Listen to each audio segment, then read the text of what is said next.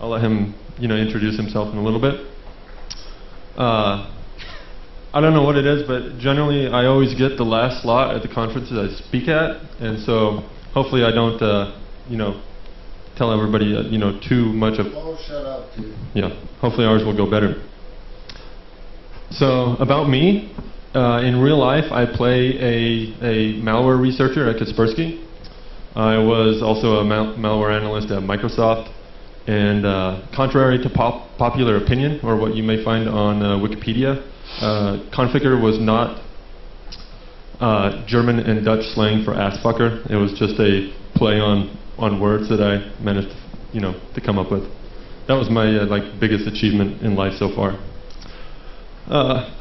Yeah. Underground, I was a gold farmer, wrote some bots for some games that people might have heard of, but I'll let people guess as to what that is because I know what Blizzard does to people. I'll let Mike talk about himself right now. All right, I'm Mike Donnelly, otherwise known as Mercury. I created the glider software for World of Warcraft. Sold about $4 million worth of the software. Got sued. Lost, I think it even says right on there, badly. Lost to the tune of $6.5 million in damages, personally liable. Appealed it, got most of it flipped over. But overall the process was, I would say, less than fun. As far as my underground identity, I have none. Once you get sued, everything about you winds up in court record, all your deposition, all your addresses, everything. But on the plus side, I did have a glider customer bring beer to my house. He had looked me up, dropped the beer off, and then he posted a message on the glider forums and said, "Hey Mercury, go check outside your front door, there's a 6-pack of beer." That was pretty nice. And there actually was the beer. I go in through the garage, so I didn't see it, and I went out and got it. It was only Budweiser, but free beer is free beer. Yeah, so not that great. If you're going to get smoked for $6.5 million, at least I got some free beer. Oh, and I guess all 2 of you ladies here are single, and he used to be rich.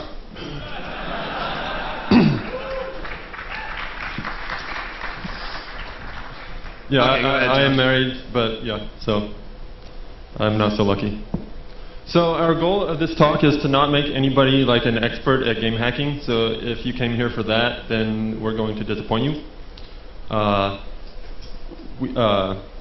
We plan on just giving some overview. If you don't have any technical skills, we assume you have some to get at least something out of this talk. But if you don't have technical skills, we hope that some of our game hacking war games will be entertaining for you guys. Something I will say is we don't really have any 0 days. So if you're looking for 0 days, then you're also going to be disappointed. But we don't really feel we need to give any zero days because it's really easy to find them. Every game that's ever released is going to have a buttload of stuff. So here's a nice quote from Sun Tzu, and I think Mike has some experience with this. He actually chose to fight. He's actually the only person I know that actually did choose to fight, and I guess you can ask him about how that's going. It could be better. Could be better. Could be worse. Yeah, could be. So here's a brief legal blurb that Mike has experience with, and he's going to talk about that. Yeah. And one thing I wanted to say is, of course, everybody knows I'm not a lawyer, so I can't give you any legal advice. But I'm a person, and I can give you personal advice when it comes to lawyers. And when you get lawyers, you're fucked. If it gets to that point, you're in a lot of trouble. Chances are it's going to end badly. A lot of people, such as myself, you might think, well, I've got a good legal theory for what to do. I've got Section 117, owner of a copy. I've got DMCA 1201F, interoperability. Let's go, man. You can't take me down. It's incredibly painful and expensive to get that far. So even if you have winning arguments, the chances that you get there are slim. I'm not saying you should never do anything where you might get sued. I'm saying you need to understand the seriousness of getting sued. It's bad, so you should take steps to avoid it. If you have to sell from Nevis or Neptune or the 7th Dimension, try to get away to avoid getting sued. Because the game companies, if you piss them off, they will show up at your door. China's a good place to be, though. I'm sorry, I didn't hear you. I'm good. So my disclaimer is we're weasels. I guess maybe I'm a weasel. Mike, chose to do everything in public. I think that might have been a poor choice. You guys can decide. The names have been changed to protect the innocent. So why do we hack?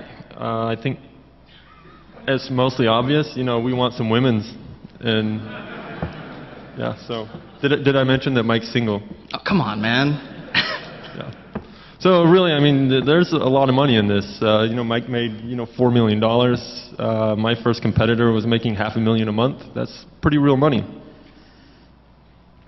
Sometimes people might want revenge or cheating, but that's not really Kids important. being kids. Yeah, child play. So raise the hands who would like to go to this school. I really wish that this was, offered in my college, but it really wasn't.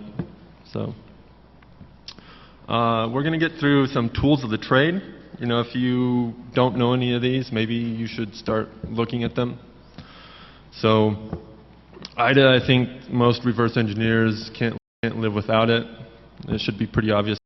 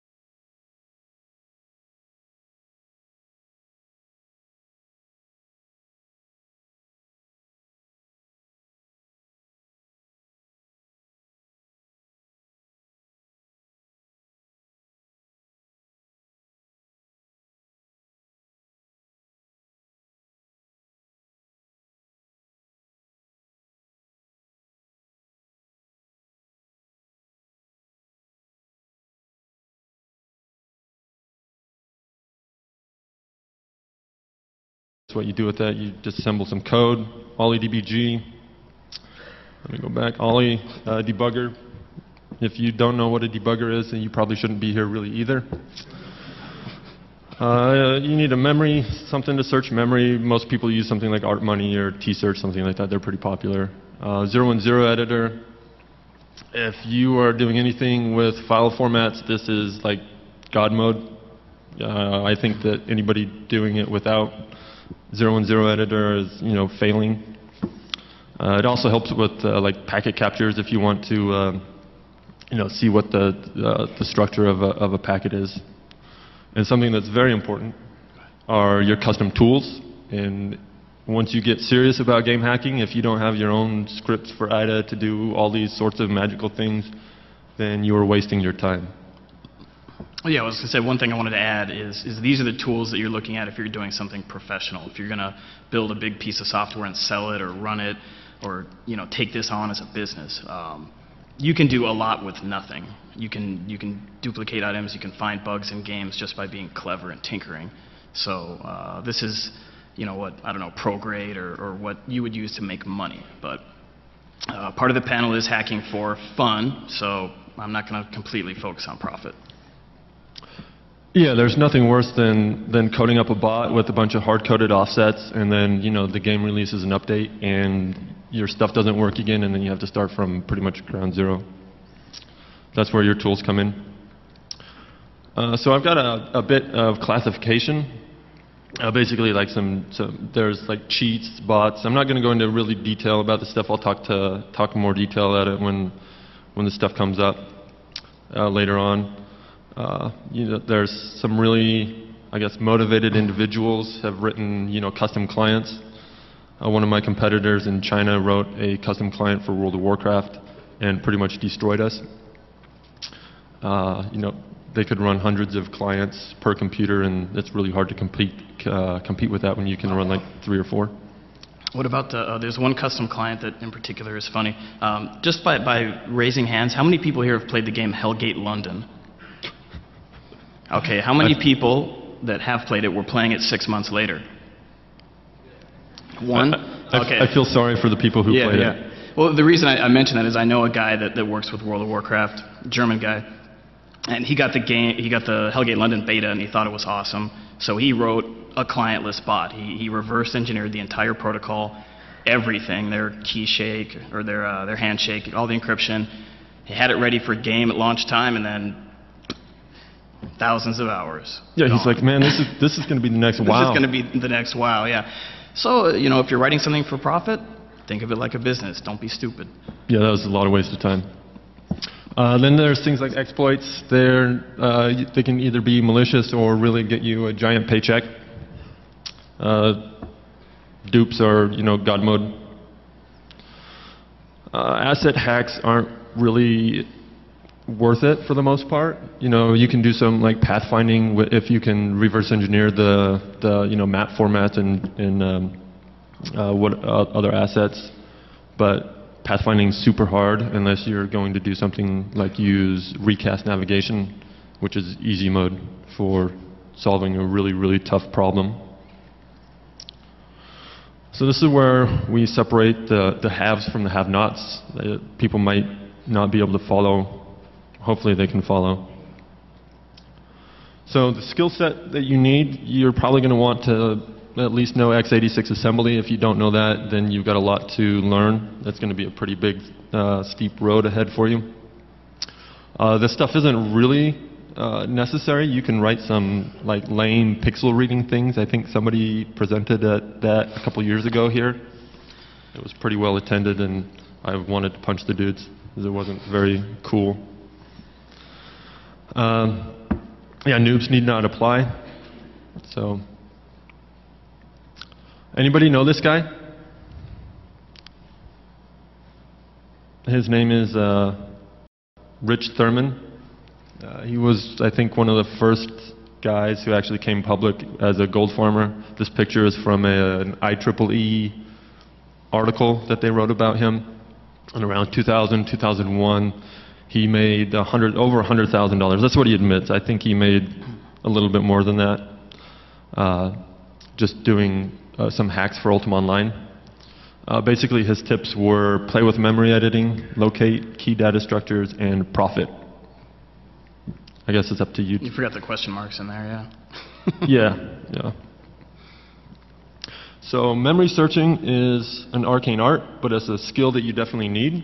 If you cannot master memory searching for finding things like hit points, etc., it's going to be really difficult to do some static analysis and find these things. So I mentioned some games here. I'm sure everybody is familiar with World of Warcraft. Anybody not?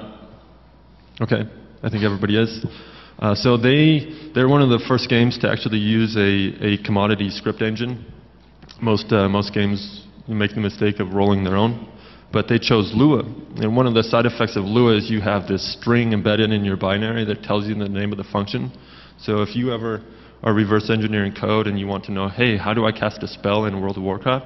Well, you open up IDA and look for the string like cast spell, and it will pretty much instantly take you to where the code is that casts spells. So I'm going to go through Well, I was going to add one more thing on the Lua thing, is that makes reverse engineering the game incredibly easy. What you can do is you can create a Lua script to do what you want, as a test harness, to show the spell ID that a unit is casting, make sure it works, and then you can just load up the game, drop your breakpoint right where the Lua is, hit your test code, step right through it. It's just right there on a platter. Yeah, script engines can make things definitely easy mode, reverse engineering. There's really no technical challenge there. So, brief history. I'm going to go through some of these things pretty quick. So, Ultima Online was probably the first major MMO. I think they had around 225,000 users at peak, which is, I guess, pretty chump change compared to World of Warcraft and I guess even some of the Facebook apps that have like 30 million people. Anybody play like Farmville? No? Okay. Good. I don't believe you guys. So Ultima Online, like hackers had a heyday. I mean, dupes, the cheats, people see invisible people, walk through walls, etc. World of Warcraft, I think, definitely deserves a mention here, as it was the first like super big one that had millions of people. It's not so big compared to some other ones anymore, but it's still pretty big. Chinese games are massive compared to WoW, if anybody knows. Yeah, all you gotta do is know Chinese, and you're good to go.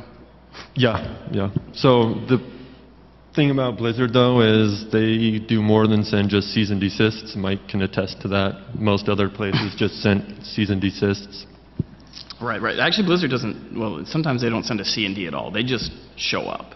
Like, yeah, we're a lawyer. Here's a draft complaint. Sign this paper and cut off your thumb, or we're filing this. That's how they work. But World of Warcraft is a big game. There's so much money there that even if you're only getting 1% market penetration, it's worth the risk, because it is a risk. But if you're going to take a risk, it's got to be for a big enough game where you have some kind of profit base. I'd like to add, sometimes Blizzard will show up on your doorstep, and if you don't happen to have a brother who's in the Polish mafia to chase them out with a baseball bat, then you're going to end up like Mike. That really happened, by the way. It did really happen. Yes. So, also a little bit, Mike, even if your game is really small, you can still make a couple grand a month, which for a lot of people is worth it, especially Eastern Europe, South America. A couple grand a month is still living like a king. Oh yeah, absolutely. And if you just get into it to make $1,000 a month, that's where I started, and I thought, hey, this is a mortgage. And yeah, definitely. Car payment. Depends on the car. Yeah. So I mentioned Eve, Darkfall. So Eve was, I think, the first game to. Sorry about the slides. The first game to actually use a commodity script engine. I think they were out before World of Warcraft. The decompiled source of Eve was released. I mentioned Darkfall because it's pretty massive, 500,000 lines of code. Age of Conan, I think it was a big flop. I think a lot of people were excited about it, but the interesting thing here is they left a lot of debug strings. So I wrote a script that would search IDA for something like class name, : method name, and then I would have my IDA script rename all of the functions in my IDB with this string, so that made it also pretty easy mode. Then you have something like Ion, who tries to step up the barrier to entry for game hacking, but they failed pretty miserably. So GameGuard is actually a pretty formidable foe, so is Tomita. But if you don't use any of the advanced features of either of these things, then it's actually still pretty easy to bypass them. With Ion, you could, just patch out a call and make it return 1, and then you defeated their patch guard. Or not their patch guard, their game guard, sorry. So this is some, brief overview of like the types of hacks or exploits that have been in games, that have been released. Vanguard pretty much sucked. I think Microsoft wasted $50 million on that pile of crap. And I guess that's why they've canceled like 3 more MMOs. They're probably afraid. So it's like superpowers. Speed hacks have been around in every game imaginable. They're, still available if you know how to do them in World of Warcraft, for example, for anybody who's interested. I'll be in the QA room. 2D games like UO or Ultima Online have solved this, but 3D games, it's really CPU intensive to track the movement of like 20, 30,000 people. So they still really haven't done that great of a job. Yeah, they just trust the client. We all know how smart that is. Yeah, we should. Anyways, if anybody here trusts the client, then you should probably leave. So dupes are like what the Federal Reserve does when they go to the Treasury. They're like, hey, can you print me $1 million billion? I promise we'll have the American people pay it back. But yeah, that's really how you get rich. I've got a friend who did some hacks and was making close to $1 million a month.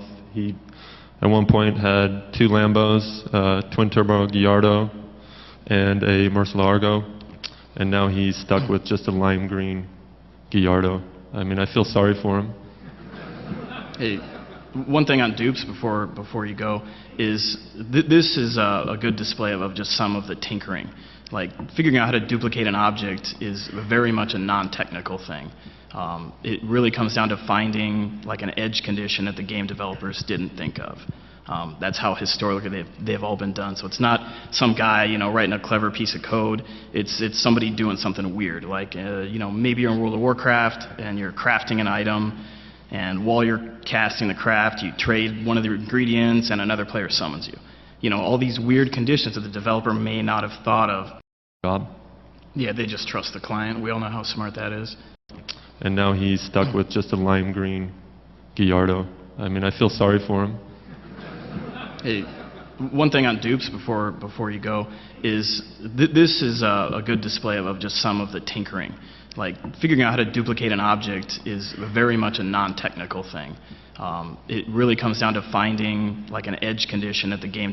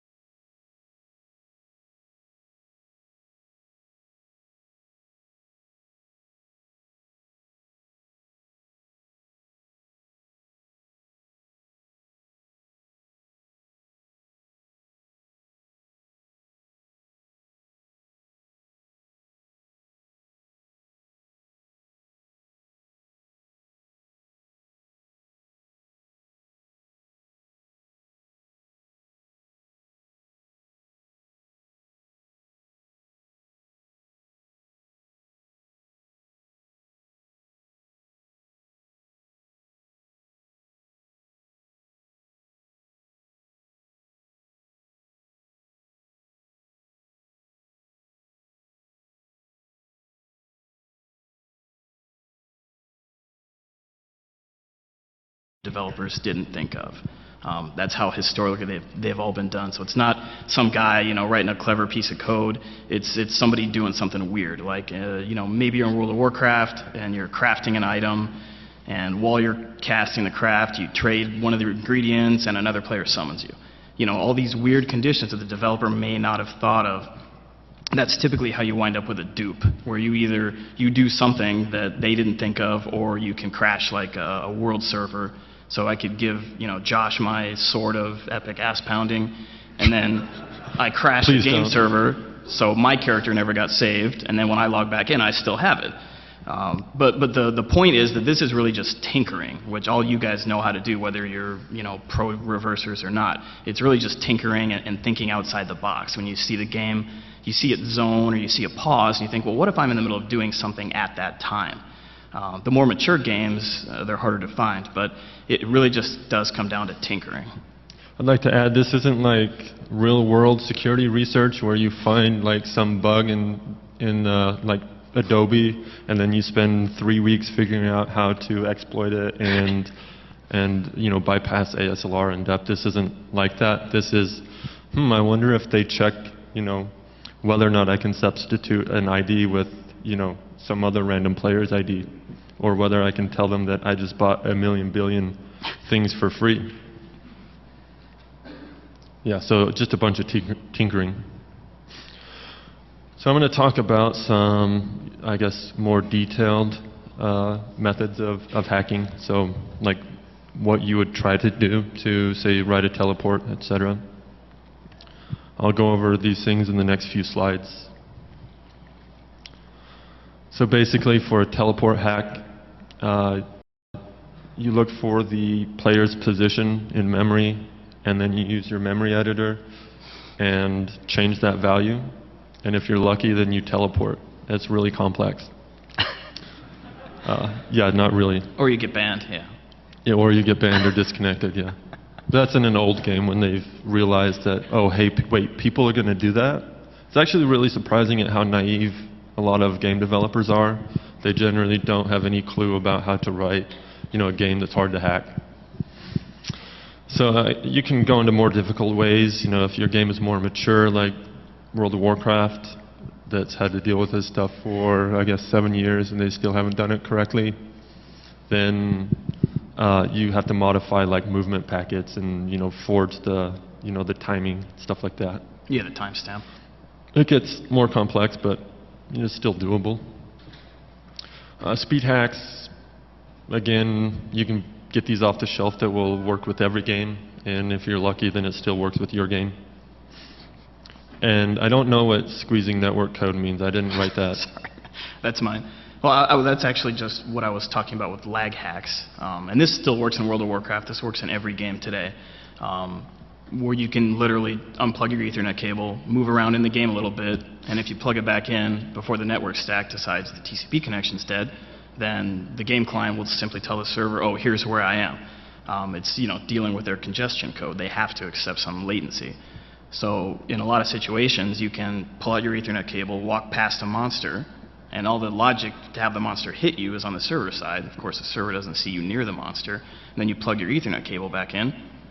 Good to go. You pass the monster without triggering anything.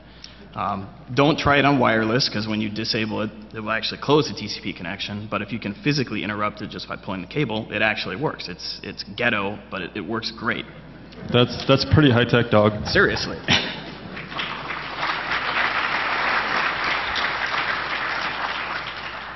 Dude, that's kind of lame. I think you're going to mention this, but that was used to get a lot of chests in various dungeons. In World of Warcraft, there are the 5-man dungeons, and you could kind of eke your way along deep into a dungeon just by lag hacking past the monsters to get to a chest. And then you just loot the chest and exit instance and money. You're lead, dude. And that's why there are no more chests in instances anymore. Yeah. I know who's responsible for that. So dupes, anybody don't know what a dupe is? Basically, you duplicate something and you get a million billion of it, or something like that. Basically, This is like the key to making a lot of money, and this is how my friend with, my poor friend with the Lamborghinis, this is how he got them. And it took, the game that he was, targeting like almost a year before they figured out how to deal with this stuff. They're like, I think we have a problem in that, gold is really available to everybody now. Nobody has to work for it. I wonder what happened. Yeah. Oops. Yeah. Yeah, like I said, these, game developers are pretty naive. They're like, wow, these guys are good at playing my game. So a lot of games have like multiple servers and things like that. So you just try to, do things back and forth and hope that if you do it fast enough, maybe sometimes the server will lose track of your items and they magically start filling up in your backpack. Or like in a game where if you can die and like your items go on your corpse, you have your friend go loot your corpse before his character is saved, and then magically when you guys both log in and server up, you each have your items. These are pretty basic, like we said, tinkering. Sometimes there's no skill involved, or maybe just really a lot of creativity. You don't necessarily have to, be a god reverse engineer, but it definitely helps. Integer overflow and underflow things are also really awesome. You can get from like 0 to unsigned int max pretty easily, and that's a pretty big number. Yeah, and that just comes down to tinkering too, where you might take your armor on and off and notice that one of your stats isn't going back the way it should. And these things happen in World of Warcraft, where you'd have a guy sitting in Orgrimmar taking his helmet on and off 100 times, and then all of a sudden he's got, 2 to the 32nd minus 1 strength. Yeah. And they really did happen. Or maybe he just used like a memory editor and took a screenshot. You're right, yeah. And tried to sell his account, but yeah. My favorite is like GM mode. The company will ship their game out with, the ability to, reverse engineer and flip a bit. And now you're like a GM, you can teleport to people, you can kill things. You got like the commands and whatnot, it's pretty interesting. Or like stealing from NPCs. Age of Conan was one that was really rife with vulnerabilities. You could, for example, kill a GM. I don't think they were very happy. Yeah. Well, that was the source player ID thing, right? Yeah. You just, tell the game that, yeah, I'm this GM and I just died. Right, yeah, like each packet coming up, like you would say, I'm going to sell this item, and your player ID was in there, like kind of like a source address, and somehow the game server would believe you if you said you were someone else. You're like, no, I'm so-and-so, and I'm selling this. Oh, okay, and yeah, and that's just basic tinkering. Yeah, did I say that game developers are naive? I mean, they work hard, but... So UI hacks are pretty much worthless unless you want to zoom out really far. That's pretty much what you're going to get from UI hacks. Maybe you can get like ghost mode where you can fly around the world and you stay still, but it's not very beneficial. Well, yeah, you can also do the wild language translation, because they had the thing where Alliance players couldn't understand what Horde players were saying. So that was all client side, so the actual text from the opposing player was sent to the client. It would just choose not to display it. So it's actually a pretty easy hack to see it, but it's not really marketable. I don't know who's going to pay for that. Yeah, good luck selling that, but it's not very powerful. Wow, you can talk to humans if you're an orc. Ooh. I'm in your base killing your mans. It's dudes. Dudes? No, it's mans. It's mans. I'll look it up later. I don't believe you. I don't believe you. I really don't care. I don't, So this is, I guess I'm going to tell you exactly how to write a teleport hack. So, okay, I didn't hear you, whoever that was. So the easy way to do a teleport hack is you're going to have to like find the player position in memory, use write process memory to overwrite that, and then you'll teleport. I pretty much said that again, so this kind of repeat. You can also, if you know, like in the code where it's responsible for updating your player's location, you can call out directly with some functions. Is there teleport spell? Maybe there's a Lua function called, cast spell, and it takes some parameters like the location you want to teleport to, and the server doesn't verify that you are a mage and you're a warrior and you just cast a spell. Right, that's basic tinkering. It's not going to work today, but that kind of stuff is out there, and poking and prodding at it is actually pretty fun to find. Yes, it definitely worked in some games.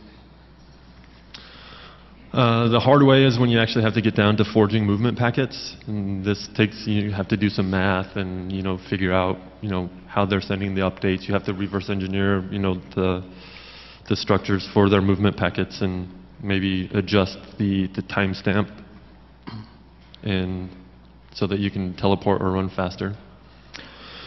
Logic attack. This is what we were talking about in Conan thing, yeah. In Age of Conan. You could give fall damage to anything in the game, and that's how you killed a GM. You told him that he just had 1 million fall damage, and he would die. That was funny.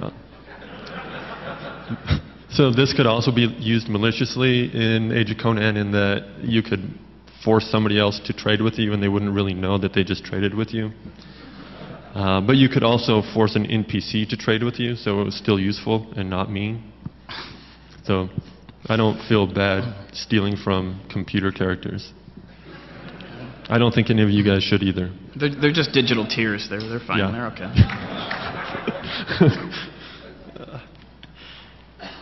All right, so item dupes, basically you exploit. I talked about this before. I'll say the server line issues. Age of Conan had some zoning. EverQuest had zoning. Final Fantasy XI had zoning. Ultima Online just had these server lines where if you cast a spell on one side and crossed the server line and you were fighting somebody, then you were fucked. Repetition attacks.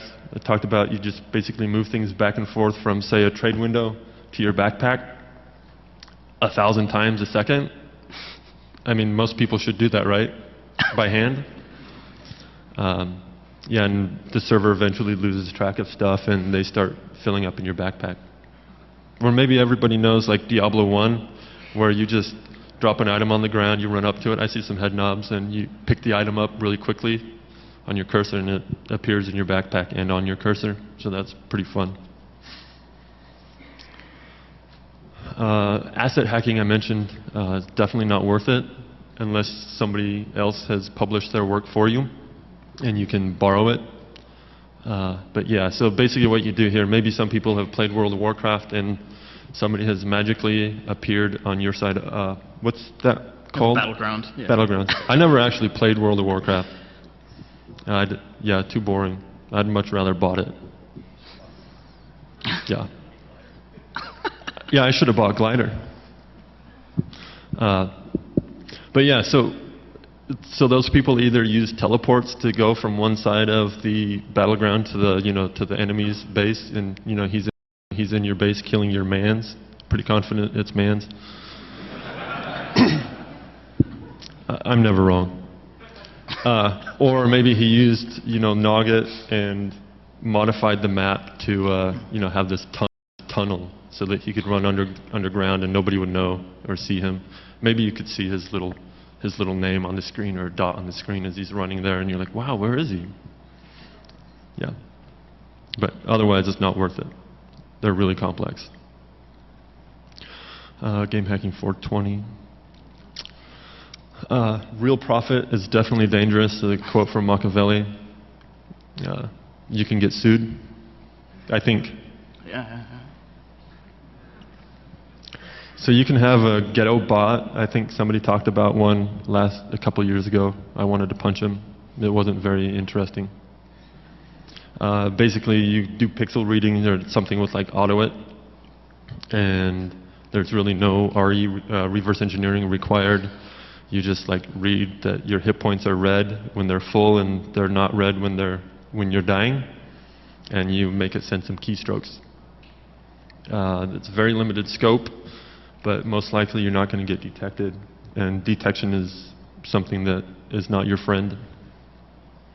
Actually, real quick, just by show of hands, does anybody know why detection is so bad? I mean, you all understand this, right? I don't want to gloss over client-side detection. Everybody appears very wise in regards to detection. We don't really care what you say. Okay, We can't really I hear heard you. that. Well, I mean, we care. I'll go over just real quick. Obviously, the game manufacturers don't like everything we're talking about, hence the lawsuits. So what they do is they try to detect your software in the game, and if they do, then they ban you. If you're just doing this for fun, it's hacking around, tinkering. You lose your game account, it's not a big deal. If you have 100,000 customers, that is a big deal, because then all your customers are banned, and then you're fucked.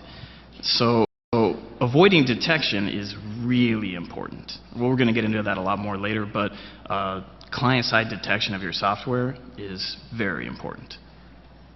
Yeah. Also, I'll say, does anybody ever wonder why it takes like 3 months for a ban wave to happen?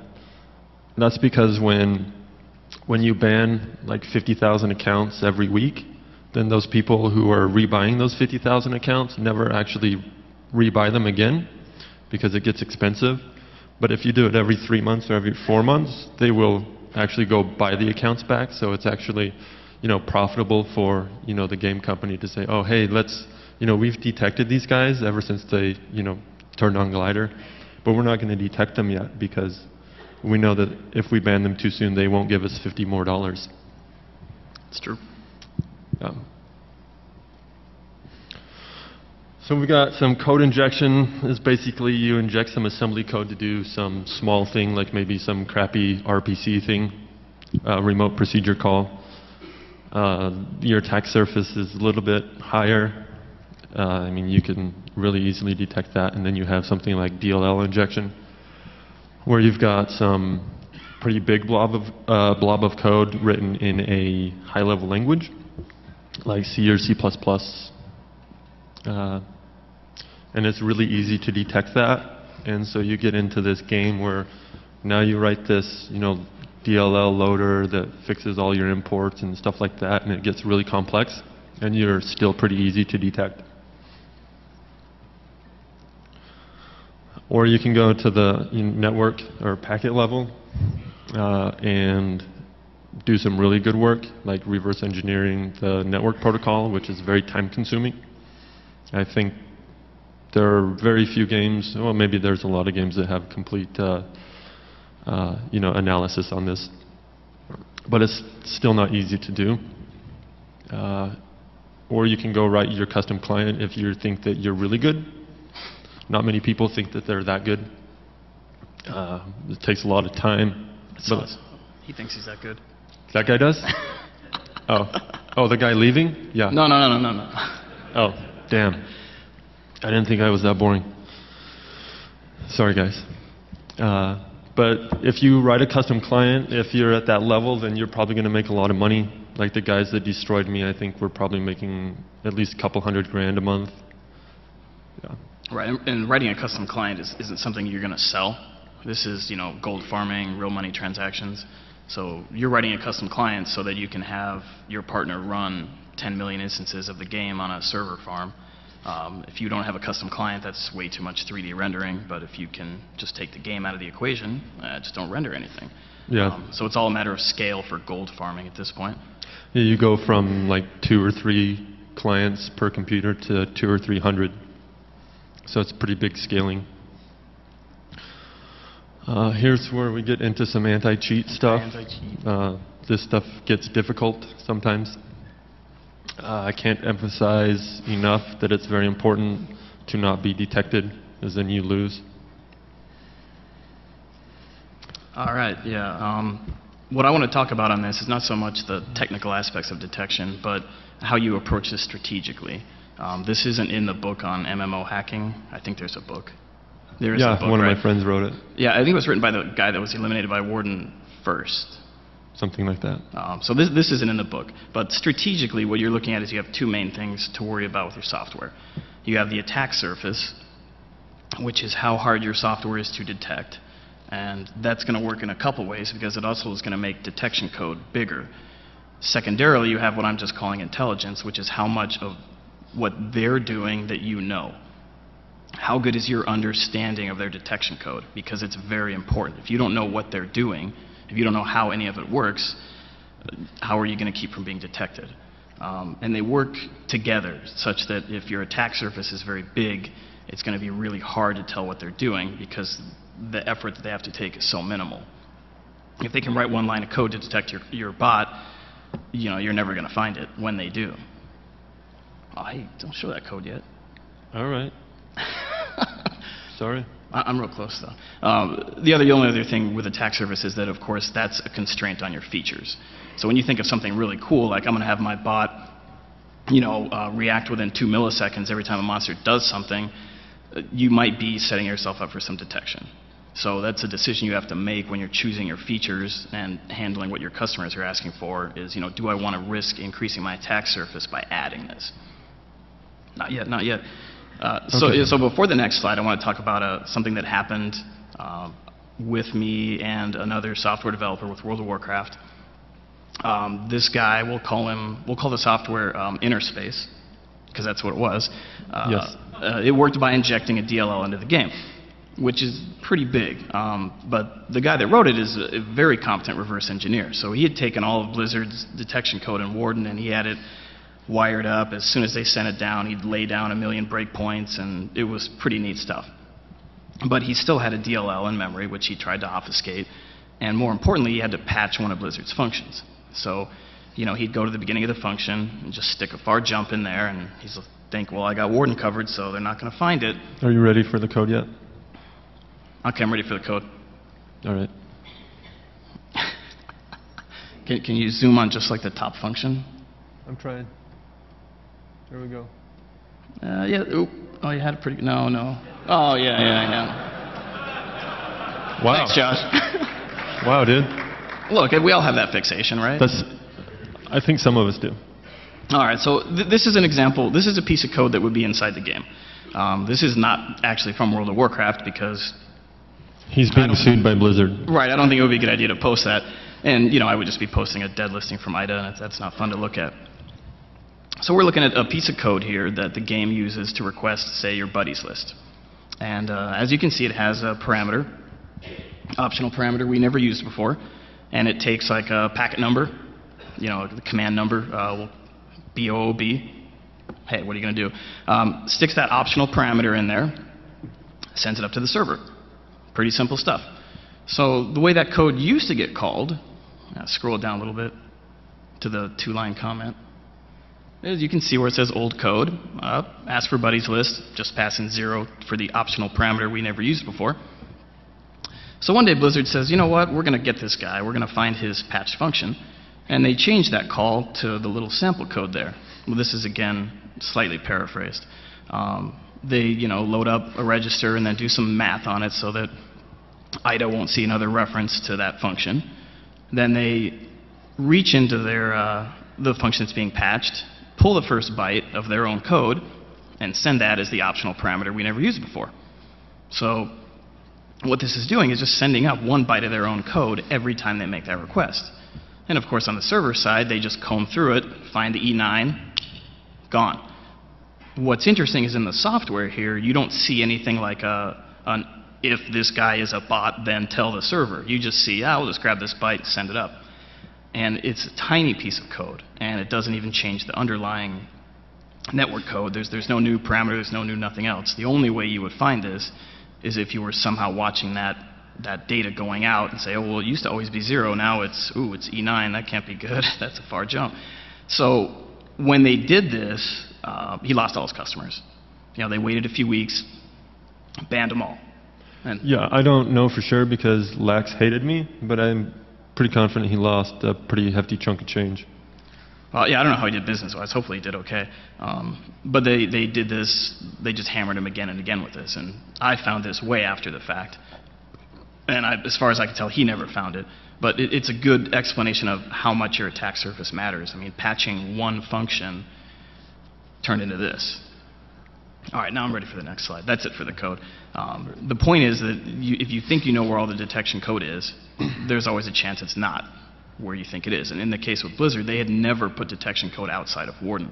They kept everything in this nice bucket, hide from me in Warden, and then they wised up and said, we'll just stick a little, little tiny code here So it's incredibly important, A, to stay hard to detect, because if they had, if they had to make a new kernel call or something to detect him, maybe he's running a private API monitor, not that I ever did that, and he would see a new kernel call. But because they can just get him with one move, poof. So it's really important to stay small, and it's really important to keep an eye on what they're doing. Building tools to monitor their systems, building tools to monitor what the data stream's supposed to look like, and then if it smells funny, maybe you have a problem. With Glider, we actually had tools that would page us. So I would, if Warden updated and that, it didn't look good, it would actually page me. So, Warden's supposed to have 8 entry points. Oh, now it's got 9 in the V table. It would page me, and I'd run down to the office and freak out. When he's wasted. Right. Yeah. Well, I can always just turn off Glider. I'm too drunk to fix it. Glider's off for a while. So there's always a way out. But it does come down to you can't be lazy. Again, I'm talking from the profit angle, not the fun angle. It's a lot of work, but it pays off. Yeah.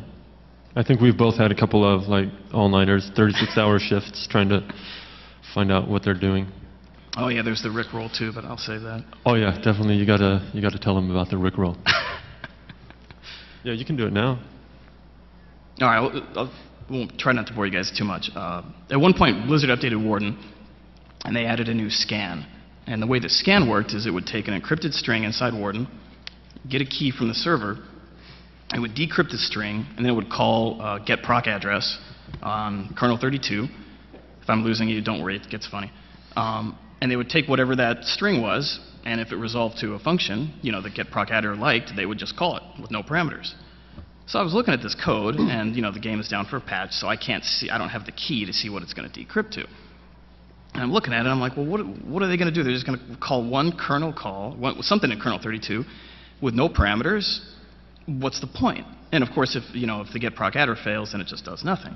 So I sat there looking at it for hours, and I was talking to the Hellgate London smart guy, and we couldn't figure it out. So I'm like, well, let's just bring it up. So we bring it up, stick some breakpoints in, and they send the key down right away. I'm like, oh, here's the key. Let's see what the string is. So you see it, it decrypts it, and it's a URL. And I'm like, what? It's a YouTube URL. All right. So they pass the YouTube URL to get proc adder. Proc adder says no, and nothing happens. So of course I'm like, I gotta know. So I paste it in a browser, and it's fucking Rickroll. Like, they Rickrolled me, and I don't know how many people they got. Not many. Oh, we're at 5? Yeah, bro, I think you got worked up pretty hard. We're almost done. Anyway, that was epic, and it was really well done. So that's all I got to say. That is the most epic Rickroll ever. Yeah, I think so. Yeah. Oh yeah, we are pretty much done, aren't we? I don't know if we're gonna make it through in 5 minutes though, but we'll try. So I'll go quick. So there are some client-side things that can be pretty powerful. They can use packers like Thamina, I won't say that word. Obfuscation. Thank you very much. Dudes. Yeah. The biggest thing that you have to worry about if you're really professional in this is server-side data mining. So they can some analyst at Blizzard gave us a really big bone and was like, hey man, this is how I detect people. I just write some SQL queries and I walk in the next morning and I ban people. And we're like, well, thanks for telling us that. I mean, now we can modify our stuff, but I don't think he realized that. I think he was just trying to be cool. So you have things like that are both client and server side, and basically what these things are like command and control things that botnets use. You send your game client, in this case 10 million World of Warcraft customers, this blob of code that they're going to execute and trust on their machine. Oh yeah, this is like a botnet and malware to detect a bot. Yeah, it's pretty funny. A little irony there. Yes. So Punkbuster, I won't go through, well, I'll go through this story. Oh, okay. So Punkbuster basically looked for strings to ban people. I mean, they could be strings or they could just be some binary data. A lot of the times it would be strings like a window name. And this group discovered that. And they're like, hey, I don't like this clan that always beats me. And so what I'm going to do is I'm going to go into their IRC channel and I'm going to send some strings to all of their members. And then I'm going to go back in game and watch them all get banned for cheating. Yeah, it worked, yeah. Of course, Punkbuster was like, no, that's not how it works. But it really worked that way. Yeah. just skip to the All right. skip to the D3. All right. Well, this now. is where you get into money. If you're not an expert by now, I hope you guys are all experts. Then, yeah, we're going to skip this a little bit. We've got 2 minutes, I think. Yeah, there's one thing that came under development before. Yeah, Oh, yeah. this one. This was released last week. This is Diablo This is 3. the Diablo 3 auction house. How many of you guys have seen this news about the RMT? Yeah, a bunch of you have. There it is. That's a dollar sign. That's a dollar sign. That's Blizzard endorsing you selling items for money. So you can wire up like a third-party payment system to your Blizzard Battle.net account, and you can sell that sort of epic ass pounding that you made for real money. Or you can buy gold. You can sell gold. You're not going to have to compete with me because I'm done with Blizzard, but this is very interesting. Yes, very interesting. So we'd like to thank all of our friends in Poland, Germany, New Zealand, and Australia. They couldn't be here. It's really expensive for them to all fly. They'd probably get arrested anyway. Yeah. So we've got, I guess, time for some questions, maybe? All No? right. Well, we're going to be in the Q&A. Okay, Hey, thanks for so- coming out, man. Fun DEF CON. Hi folks, my name is George Chamalis. I've been doing security for about 10 plus years now, and I started off doing work for the US government, pen testing, critical infrastructure type of stuff, then switched over